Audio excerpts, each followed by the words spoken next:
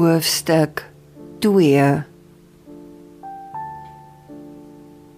Daar was die een dag waar ek en Annie gevoel het dat die polisiekorps nie hele kant met die verdwyningsondersoek gebring het nie. Hierdie was immers 'n saak wat die sosiale media op vele maniere aan die wêreldwye gehoor bekend gestel het, waaroor 'n manie vlam gevat het. Mense net nie genoeg van kon kry nie. Die hoekoms, waaroms, wat op aarde van haar kon geword het. Elke hoek en kant van potensiële motiewe van haar enkele vriende, sielkundige, selfs van ons as ouers, is haar fyn ondersoek. Omdat die presiese oomblik van haar verdwyning nie bepaal kon word nie, was hierdie aspek 'n doodloopstraat. Alwaarop hulle kon staatmaak, was die laaste keer toe sy haar slimfoon gebruik het en waar sy haarself op daardie oomblik fisies bevind het, asook die gebruik van haar bankkaart. Omdat sy so 'n diep introversie in haar gedra het, was die oproepe karig, behalwe met ons, haar ouers. Die geskrewe boodskappe tot in die kleinste detail geanaliseer, agter polisiedeure bespreek. Dit was slegs die gewone, vriendelike praat, alhoewel party van die kommunikasies vreemd bewoord was. Maar Katrien was 'n kunstenaar en derhalwe was hierdie afgeskryf as 'n weerspieëling van die denkwyse van 'n unieke, kreatiewe verstand.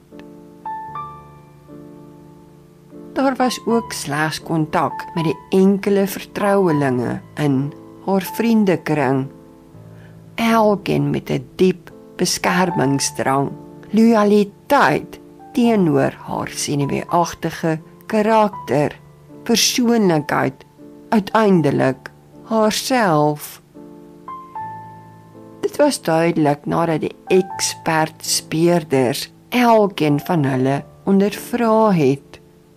Daar was geen twyfel in hulle gemoed daaroor nie. Hoekom sou sy net so verdwyn?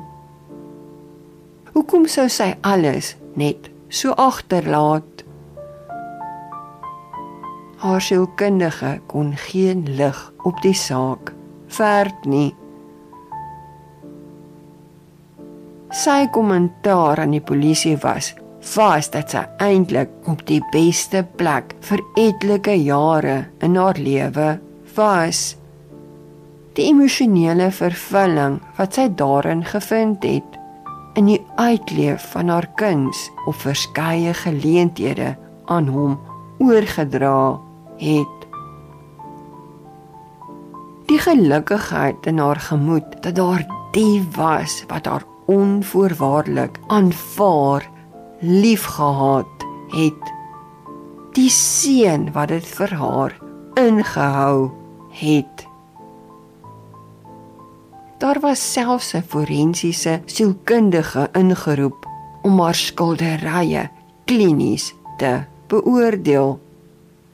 Die konklusie was voor die hand liggend.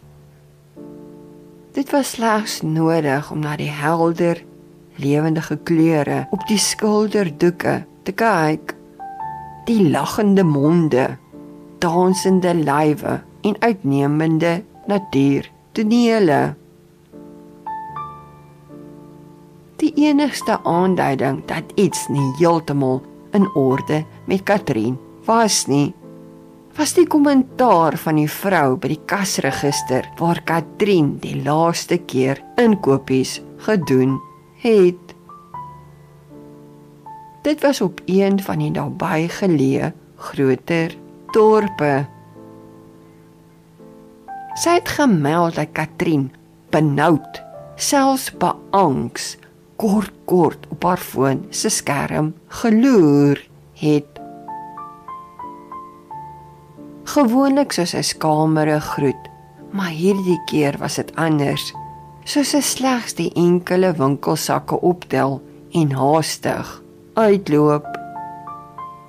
Sou sy skynbaar nie eens bewus van die vrou op die ronde stoeltjie voor haar wees nie, slegs die bankkaart vir haar gee, sonder om op te kyk. Die vrou het haar agterna bekyk en gewonder hoekom sy hierdie spesifieke dag so anders as gewoonlik optree. Dit was egter vreemd dat een van haar enkele vriendinne kort na Katrien se verdwyning verhuis het na die stad van alle plekke. Die polisie het haar gaan besoek, navraag oor die rede van haar verhuising gaan doen. Haar reaksie sou slegs wees dat die skok van Katrien se verdwyning haar met die vrees gelaat het dat dieselfde ding ook met haar kan gebeur. Dat sy liewer in 'n omgewing wil woon waar daar sekuriteitskameras oral is en veiliger huisvesting kan bekom. Dat sy niemand in die klein dorpie meer vertrou nie. Sy is immers 'n mediese dokter en kan hierdie dinge bekostig. Dr. Ansie de Wet was gelukkig om 'n pos by 'n groot hospitaal in een van die voorstede van die stad te bekom. Sy het geen rede, geen motief gehad om een van haar beste vriende skade aan te doen nie. En dit was die einde van daardie leidraad. Maar so sou die skuldige, die een verantwoordelik vir haar verdwyning, tog na vele jare na vore kom. En die rede vir die groot misterie openbaar word. Miskien sou sy selfs weer by haar verlangende ouers se voordeur instap. Die ouers wat met geskeurde, smartvolle harte nooit die kind vergeet het wat hulle lewens voorheen volgemaak het nie.